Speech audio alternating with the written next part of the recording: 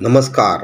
मराठी साहित्य स्पर्धा मंचद्वारा आयोजित दिवाळी विशेष कथा अभिवाचन स्पर्धेत मी योगेश विजय साळवी, लेखक मी स्वतः म्हणजे योगेश विजय साळवी, लिहिलेली परतफेड या कथेचे अभिवाचन करत आहे. परतफेड. काही आठवणी अशा असतात की त्या आठवल्या नाहीत, विस्मरणात गेल्या तरच बरं असतं. प्रधान काकूंची ती आठवण मी अशीच मनाच्या खोल तळाशी गाडून टाकायचा प्रयत्न आजही करतो. शर्वरी सोसायटीतले प्रधान हे आमचे शेजारी. एकेका मजल्यावर 3 फ्लॅट असायचे आमच्या शर्वरी हाऊसिंग सोसायटीत. त्यातल्या मधल्या फ्लॅटमधल्या पवार कुटुंबापेक्षा प्रधान आणि आम्ही देशमुख कुटुंबीय एकमेकांच्या फार जवळकीचे होतो. प्रधान काकी आणि प्रधान काका आम्हाला सख्या काका काकीसारखेच वाटायचे. प्रधान कुटुंबात काका काकीशिवाय प्रधानांचे आई बाबा, दीपाली वयवर्ष 7 आणि सर्वेश वयवर्ष 3 राहायचे. त्यातला सर्वेश काकीचा मुलगा नव्हता, तर भाचा होता त्यांचा, म्हणजे सख्ख्या बहिणीचा मुलगा. त्याविषयी सांगायचं आहे, पण ते नंतर. अडल्या नडल्या प्रसंगी काका काकींची फार मदत व्हायची, आधार वाटायचा. माझे बाबा मंत्रालयात सरकारी नोकरीत असल्याने प्रधानांची काही महत्त्वाची कामं आपल्या ओळखीवर कधी कधी करून द्यायचे. उदाहरणार्थ प्रधान आजी आजोबांचे पेन्शनचं काम बाबांनी त्वरित करून दिल्याचं पुसटसं आठवतं. त्या रात्री जो प्रकार घडला तो घडला नसता कदाचित, तर सर्व काही आलबेल चाललंय प्रधानांच्या घरात असंच आम्ही समजलं असतो. प्रधान म्हणजे आपल्यासारखंच एक पांढरपेशीय मध्यमवर्गीय सरळमार्गी कुटुंब. या भावनेला माझ्या मनाला जो तडा गेला तो गेला नसता. मार्गशीर्ष महिन्यातला शेवटचा गुरुवार होता. माझ्या आईनं उद्यापनाची पूजा यथासांग करून नैवेद्याचं गोड जेवण खाऊन आमचं देशमुख कुटुंब अंमळ लवकरच रात्री झोपेच्या अधीन झालेलं. स्वयंपाकघरात देवाऱ्यापाशी जमिनीवर ठेवलेल्या समईचा प्रकाश सोडला तर अंधार करून सर्व देशमुख कुटुंबीय उद्याची स्वप्न पाहत होतो. अचानक दारावर धाडधाड आवाज करत कोणी धडका मारतंय असं वाटलं. रात्रीचे 12:15 वाजले असतील. चांगलं 4-5दा दार फुटावलं गेलं. अशा मध्यरात्री आडनीड वेळेला दारावर कोणी आलं की छातीत धडकीच भरते. विचार करत करत दरवाजा उघडला तर चक्क प्रधान काकी दारात उभ्या होत्या, दीपाली आणि सर्वेश बरोबर. त्यांचा गोरा उजळ चेहरा घामाने निथळलेला, केस विस्कटलेले. मोठाला जवळजवळ 1 रुपयाच्या नाण्यावर ठसठशीत लाल कुंकू त्या त्यांच्या उंच कपाळावर लावायच्या. ते किंचित पुसलं गेलं होतं. कसल्या तरी अनामिक भीतीने धापा टाकत उभ्या. बाजूवा, मला आधी आत येऊ दे हो पटकन, काकी घोगऱ्या स्वरात म्हणाल्या. काकीनं आम्ही आत घेतलं. त्यांच्या हाताला धरून 3-3.5 वर्षाचा सर्वेश, दीपाली आत आली. त्या 2 लहानग्या जीवांच्या चेहऱ्यावर घाबरलेला अश्राप भाव होते. दीपाली त्यातल्यात मोठी असल्याने जास्तच घाबरलेली वाटत होती. सर्वेश काकूंचा भाचा, त्यांच्या लहान बहिणीचा मुलगा. बहीण अकाली गेल्यामुळे त्याच्या मावशीकडे म्हणजे प्रधान काकीकडे राहायचा. आता ही गोष्ट शेजारी म्हणून आम्हाला माहीत होती. एरवी काका काकी त्यांच्या स्वतःच्या मुलासारखे आणि आजी आजोबा सर्वेशला नातवासारखेच वागवायचे. सर्वेशच्या बाबांबद्दल आम्हाला काहीच माहीत नव्हतं. त्या काळात मोठ्यांच्या गोष्टीत लहान मुलं लक्ष घालत नसत. मारतील मला, मारून टाकतील. मी आज रात्री तुमच्याकडे झोपू का? खूप भीती वाटते हो. काकी चांगल्या धास्तावलेल्या होत्या. आम्ही जास्त चौकशी न करता त्यांना धीर देण्याचा प्रयत्न केला. प्रधान काका मात्र दाराबाहेर ओशाळलेल्या चेहऱ्याने उभे होते. मी, माझा भाऊ, बहीण चांगलेच घाबरलेलो. तसं तिघांचं नकळतं वय होतं. मी मोठा, पण भीती आश्चर्य सगळंच वाटत होतं. मग परत दिवे वगैरे मालून निदानच झाली. देवघरातल्या समईचा प्रकाश तेवढा भिंतीवर हलत राहिला. वारा येऊन ज्योत हल्ली की घराच्या भिंती, आजूबाजूच्या वस्तूंच्या सावल्या हलत वर खाली होत होत्या. बाकीच्यांचं मला माहीत नाही, पण माझ्या डोक्यात मात्र विचारांचं काऊर माजलं होतं. काय झालं असेल नक्की? 7वी-8वीत असेल मी ती. हुंडाबळी, विवाहिताचा छळ, आत्महत्या, खून अशा घटना जगात आजूबाजूला घडतात हे अवांतर वाचनामुळे माझ्या नातीत नुकतंच येऊ लागलेलं. इतकं प्रेमळ, सर्वांना मदत करणारे प्रधान काका काकींना मारत वगैरे असतील. चष्मा लावून शांतपणे आराम खुर्चीवर रेलून पेपर वाचन करणारे प्रधान आजोबा आपल्या सुनेचा मानसिक छळ करत असतील. शांत हळूवार बोलणाऱ्या, कधी आवाज न चढवणाऱ्या प्रधान आजी छानसा स्वयंपाक करताना आपल्या सुनीला टोमणे मारत असतील. वयाला मारणारे विचार माझ्या डोक्यात पिंगा घालू लागले होते. विचारांच्या त्या अडथळीत 1-1:30च्या सुमारास झोप लागली वाटतं. बायच्या खोलीत मी बाबांबरोबर आणि लहान भावाबरोबर झोपलो होतो. आतल्या खोलीत आईबरोबर बहीण, काकी, दीपाली, सर्वेश होते. आईच्या किंचाळण्याचा आवाज आला जोरात आणि आमचं घर थरारून जागं झालं. बाबा तर धावलेच बेडरूमच्या दिशेनं. बेडरूममधलं दृश्य अनाकलनीय होतं. प्रधान काकू मोठाले डोळा करून जमिनीवर सर्वेशच्या शेजारी बसल्या होत्या. त्यांच्या डोळ्यामध्ये वेडाची झाक होती. विस्फारलेले त्यांचे डोळे भलतीकडेच बघत होते. सर्वेशच्या गळ्याभोवती त्यांच्या हाताची पकड होती. काकी चक्क सर्वेशचा गळा दाबताना आम्ही सर्वांना पाहिलं. मारून टाकते याला, मारून टाकते, काकू काय वाटेल ते बडबडत होत्या. झोपेत होत्या म्हणावं तर डोळे चक्क उघडे होते. सर्वेशच्या गळ्याभोवतालची त्यांची पकड सोडवायला माझ्या आईचा जोर कमी पडत होता. बाबांच्या मतीने आईने काकूंना सर्वेशपासून लांब केलं. काकूंच्या चेहऱ्यावर पाण्याचे हपके वगैरे मारून त्यांना बाथरूमला नेऊन आणून माझी आई झोपायची पुन्हा तयारी करू लागली. काकी ताडकन उठून बाहेरच्या खोलीत, म्हणजे मी बाबा झोपलो होतो त्या खोलीत आली. तिनं आमचा हात बिछाण्याखाली सरकवला आणि काहीतरी चातपत शोधू लागली. इथं कुणी चाकू, चुरा, कात्री वगैरे लपवलं आहे का? नाही ना? मला मारू नका. काकी रडत होत्या, तोंडाने वाटेल ते बरळत होत्या. अहो वहिनी, हा बघा पूर्ण बिछाना, काही नाही आहे खाली. बाबांनी बिछाना उलटा करून दाखवला. दिवे मालवले गेले पुन्हा. आईनं काकींना पुन्हा बेडरूममध्ये झोपवलं. घर पुन्हा अंधारात बुडालं. खिडकीतून आत झिरपणारा चंद्रप्रकाश मृतवत अगदी निस्तेज वाटत होता. त्या निस्तेज प्रकाशात आम्ही सारे एखाद्या प्रेतासारखे पुन्हा लवणलो. 15-20 मिनटं मला झोप लागली असेल फार तर.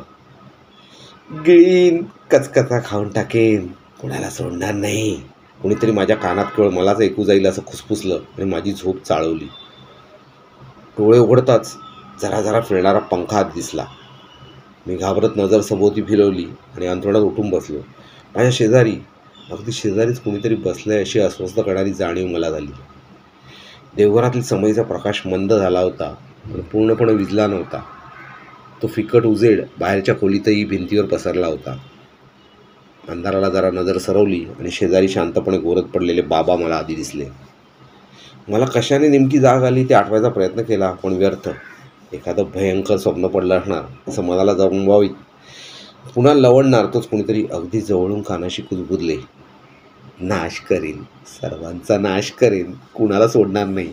आणि मग पाठोपाठ खोकल्याची उबळ आल्यासारखं कुणीतरी हसलं. कुणीतरी जोरजोरात श्वास घेत होतं जवळच. श्वास घेण्यापेक्षा श्वास जोरानं सोडण्याची प्रक्रिया जोरानं चालली होती आणि इथं माझा श्वास घशात अडकला होता. कोण आहे, कोण आहे? घरातल्या सर्वांच्या झोपेचा पुन्हा विचका होईल याचा विचार न करता मी मोठ्यानं बोललो. सर्व आवाज अचानक थांबले. त्यानंतर एकदम सारं शांत झालं. आता झोपणं शक्य नव्हतं. मी उठलो आणि उभा राहिलो. सर्वांग थंडी भरल्यागत थरथरत होतं. पाय लटपटत होते. माझ्या हालचालींकडं माझ्यावर कोणीतरी अगदी बारीक लक्ष ठेवून होतं. जवळून येणारा श्वासोच्छ्वास पुन्हा सुरू झाला. माझघरातून देवासमोरील समईतून येणारा उजेड फडफडला. थोडा मोठा झाला आणि मग समई विजलीच. तूप जळाल्याचा वास आला. शापित चंद्र प्रकाशाची काहीतरी आता सोबत होती. अख्खं घर त्या म्लान चंदेरी प्रकाशात झोपलं होतं. पण नाही, माझ्या घरात कुणीतरी माझ्याशिवाय जागं होतं. वेळ येताच माझ्यावर झडप घालून मला जणू सावध बनवणार होतं. आमची बाहेरची खोली म्हणजे हॉल आणि बेडरूम ह्याच्यामध्ये जो पॅसेज होता तिथं आमचा माळा होता. माळ्यावर आम्ही जुन्या पेट्या, इतर असंच किडूक मिडूक सामान ठेवायचो. पण इतकं सारं ठेवूनही बरीच रिकामी जागा माळ्यावर होती. माळ्याच्या त्या रिकाम्या जागेत आपोआप तयार झालेल्या चौकटीत ती बसली होती. फतकल मारून, डोळे आड्याला खिळलेले, अंगावर हिरवा पोलका आणि स्कर्ट घातलेला, कपाळाला डिट्टो काकी लावतात तशी मोठी टिकली. बोबडी वळून मी अंधारात खिळून पाहत राहिलो. सर्व शरीराचा नुसता लोळागोळा झालेला, अंगातलं सगळं त्राण निघून गेलेलं. कोण होती ती? काय करत होती अपरात्री माळ्यावर बसून आमच्या घरात? तिच्या चेहऱ्यावर अभद्र हसू होतं. एखादा ओठ रंगवलेल्या सर्कशीतल्या जोकराला लाजवेल इतके तिचे ओठ त्या अभद्र हसण्याने या कानापासून त्या कानापर्यंत ताणले गेले होते. माळ्यावरून एखादा मोठा कोळी किंवा तत्सम कीटक उतरावा तशी ती खाली उतरली. 4 पायांवर अंगत घरभर फिरू लागली. माझ्याकडे अजून तिचं लक्ष गेलेलं दिसत नव्हतं. तिचे केस कमरेपर्यंत वाढलेले होते. सर्व माणसं झोपेच्या एवढी अधीन झाली होती की श्वापद अंधारात फिरत आहे याची मी सोडून कोणालाच खबरबात नव्हती. घरात एक वेगळाच वास पसरला होता. तुम्ही कधी मोरीत किंवा बाथरूममध्ये एखादं ओलं फडकं 2-3 दिवस कुजलं तर कसा वास येतो तर अनुभवला आहे? तसाच काहीसा. घरातले सर्व माणसांना हुंगत हिंस्र आवाजात गुरगुरून शेवटी ती प्रधान काकीजवळ खतकल मारून बसली. अचानक मागे पुढे झुलू लागली, मागं पुढं घुमू लागली. तिच्या झुलण्याचा वेग वाढला आणि मग हृदयाचे ठोके बंद पडतील अशी भयानक असली. दुसऱ्या दिवशी मी थोडा उशिराच उठलो. प्रधान काकू आवरून त्यांच्या घरात गेल्या होत्या मुलांना घेऊन. काळाचा भयंकर थरकाप उडवणाऱ्या त्या काल रात्रीची वाच्यता मी कोणापाशी केली नाही. मी सुद्धा कोणापाशी बोललो नाही. कोणी माझ्यावर विश्वास ठेवणार नाही, मलाच वेड्यात काढतील हा समज त्या वयातही मला होती. मी पाहिलेला तो प्रसंग, त्या घटना खऱ्या होत्या. तो भास नव्हता हे दिवसातच मला कळलं. झालं असं की प्रधान काजींनी काही कामासाठी मला घरात घेतलं होतं. त्या दिवशीच्या त्या विचित्र रात्रीपासून आम्हा मुलांचे प्रधानांच्या घरात जाणं आपसुकच कमी झालं होतं. प्रधानाजींना उंचावरून काहीतरी काढून हवं होतं म्हणून मी त्यांच्या स्वयंपाकघरात गेलो. स्वयंपाकघराला लागून असलेल्या बेडरूमचं दार बंद होतं. आत कोण असणार याची पुसटची जाणीव होती मला. इतक्यात बेडरूमचं दार किलकिलं झालं आणि मला ते दृश्य दिसलं.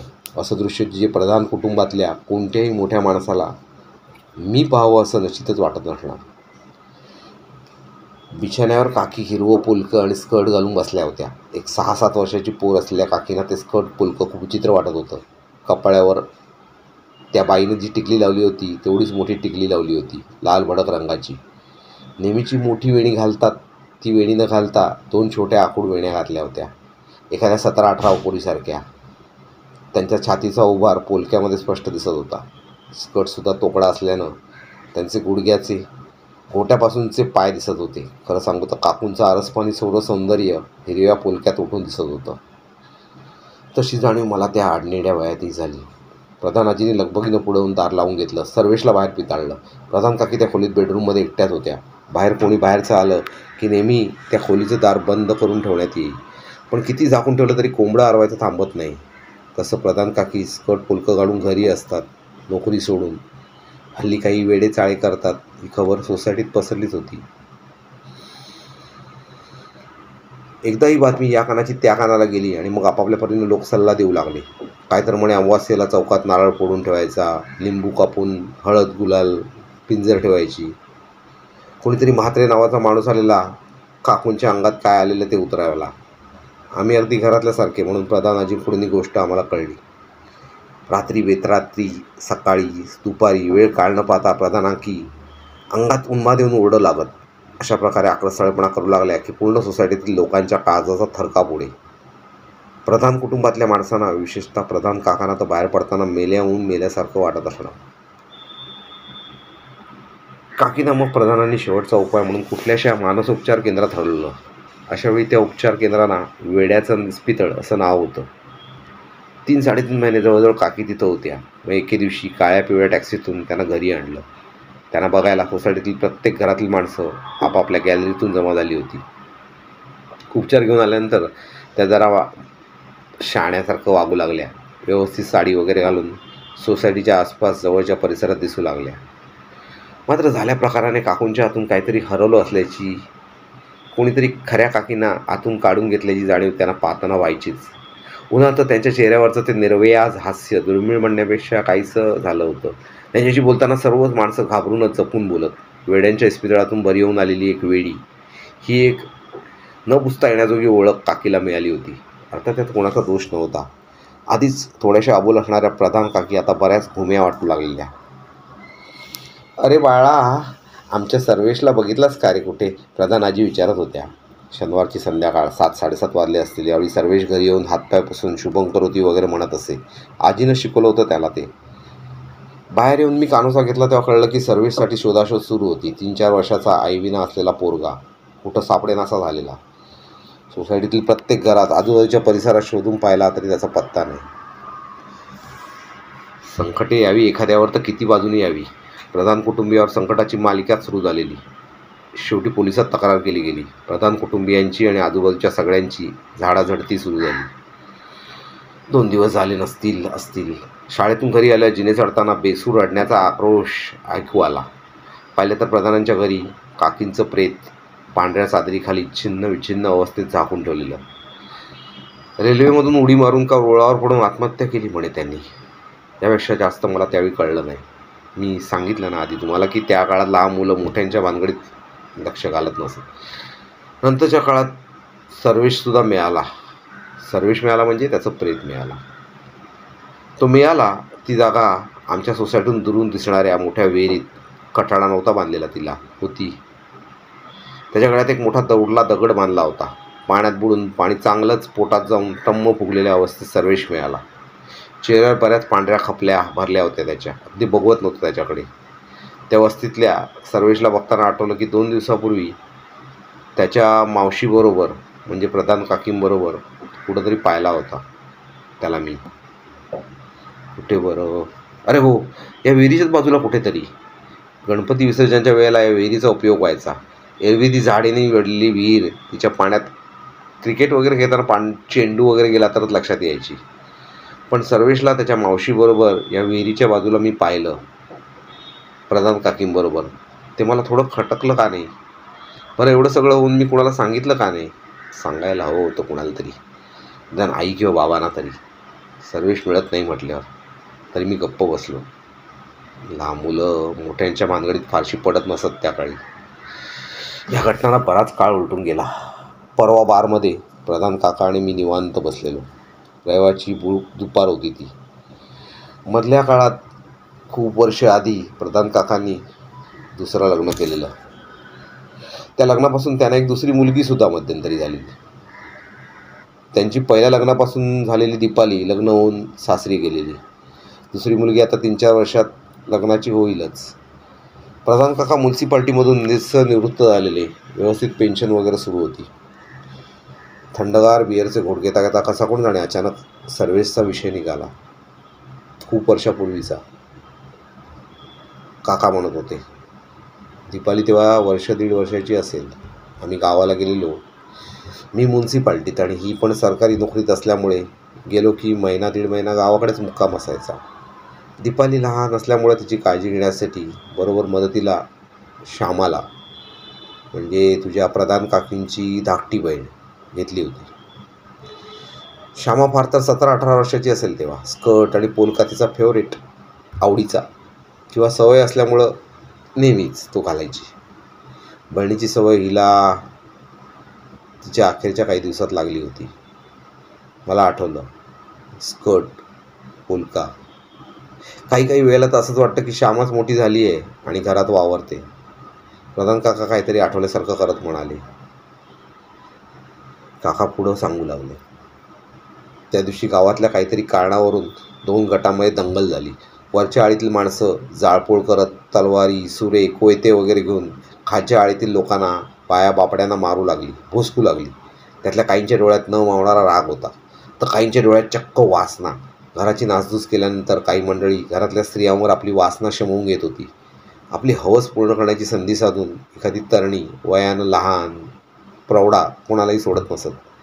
वासनापूर्ती करायची संधी, साधन, एवढीच एक गोष्ट त्यांच्यासाठी महत्त्वाची असते. प्रधान थांबले. त्यांनी बिअरचा घोट घेतला आणि चकलीचा तुकडा तोंडात टाकला.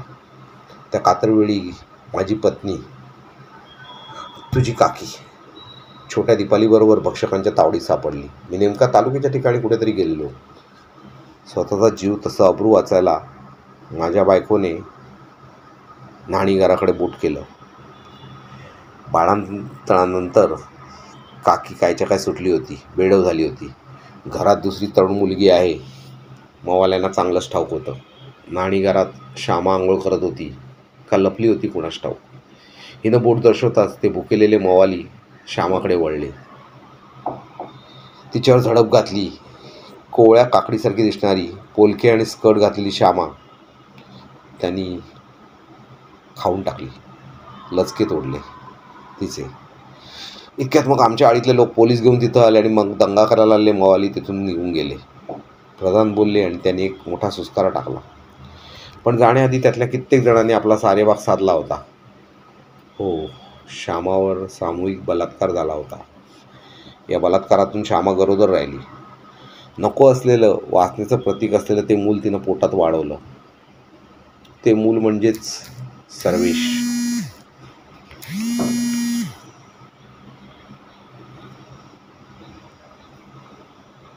सर्वेशच्या जन्मानंतर मात्र तिनं जन्मी नदीत जीव दिला. तुझ्या काकीला अपराध केल्याची बोचणी लागली होती. केलेल्या पापाची भरपाई म्हणून तिनं मूल वाढवायचा, त्याचं संगोपन करायचा निर्णय घेतला. काका पुन्हा धाप लागल्यामुळे मध्ये थांबले. पण श्यामा मला वाटतं तिच्या या अनोरस नकोशा मुलाचा स्वतः मेल्यानंतरही तिरस्कार करायची. आपल्या आयुष्याची दैना झालेली असताना आपली बहीण मात्र सुखात आनंदात आहे हे जाणून द्वेष मत्सर मेल्यानंतर वाटत होता तिला. शेवटी केलेल्या अपराधाची शिक्षा काकीला मिळाली. काका पुढे काही न बोलता आड्याकडे बघत बसले. मनात आलं, प्रधान काका, आता एवढा मोठा झाल्यानंतर बऱ्याच वर्षांनी तुम्ही सगळं मला सांगताय. पण तुम्ही तरी काय करणार म्हणा. त्यावेळी मोठी माणसंसुद्धा लहान मुलांना त्यांच्या गोष्टी काही सांगत नसत. धन्यवाद.